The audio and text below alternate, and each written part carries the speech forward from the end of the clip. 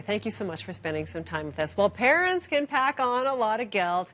I should be spending more time doing my homework with my child. I should spend more time playing with my kids. I should have my kids in more activities. This is the stuff that's going on in our brains. But this guilt can be challenging for the parent and for the entire family. So here to help us unpack this is parenting expert Gail Bell. Hi, Gail. Good morning. Good morning.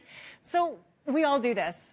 Yes. I mean, this goes to, I was just doing this the other day. Oh, I really need to be spending more time with my child doing homework with him. Right. But what is that about? What is that guilt about? Well, guilt is a feeling. Yeah. So we have to own it. Okay. It's self-inflicted.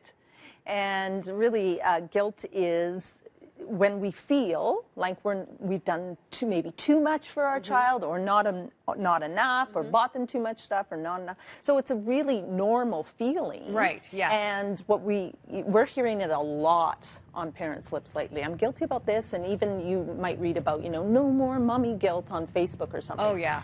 So there is, in our world today, there's a lot of information coming at parents, whether it's Facebook, people posting their perfect family, or just information. You can Google anything about, sleep or whatever. So really, there's a lot of information. So one, parents have to get very clear on what works for their family, because guilt results in a gap between reality and expectations in that family.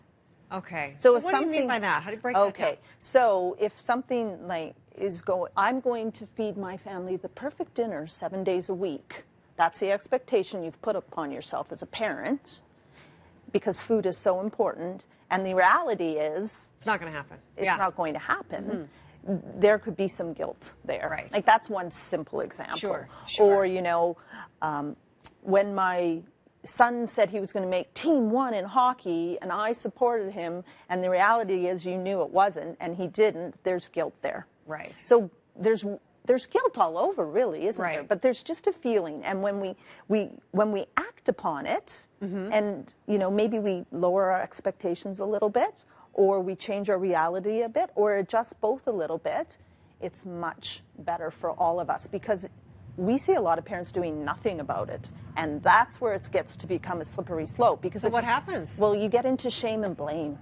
Oh, yeah. On whose case? So on your own case, right? Yeah. Okay. So guilt is when we feel our actions need adjustment. Shame is when we start to think we're a bad person, or we start to blame somebody else. Like those evaluators were terrible in hockey. That's why he did. When in reality, that's not true. Right. Okay. Because there's 12 evaluators. They can't all be not seeing the same thing, right? So we get into blame. Or, so it's really important to move away from that guilt. How do we do that? Right. So you need to make a plan. Okay. And we talk about this all the time, don't we? Make a plan. There's lots of guilt around sleep. Okay. All right, because we know that that's one of the most important things, if not the most important things for our children. Sure. So if you have guilt about not getting your children to into their rooms on time, sleep is their job, your job is to establish the environment, that's something you have to address and make a plan as a family. How we're going to fix it. How we're going to fix it. Okay. And we're going to do that as a family. And we can, and you need to stay consistent about it and get that guilt about sleep off your plate. Right. So when you're invited over to a friend's home,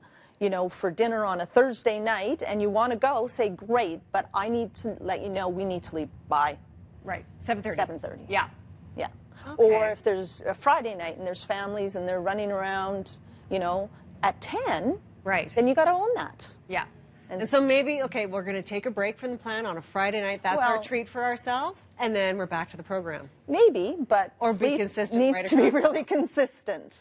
Okay. So don't make excuses. Oh, well, it was one night. Right. Or no, you're going to do it, and that was part of your plan. And so plan accordingly. Plan accordingly. Okay. Is your child going to eat 100% perfect all the time? No. I doubt it. Yeah. I doubt it. Yeah. So look at a weekly plan, because there's a lot of guilt around food. Sure, right? sure. So the bottom line is make a plan and stick with it. Make a plan and stick with it. Stick with it. Gail, thank you so much. Fantastic.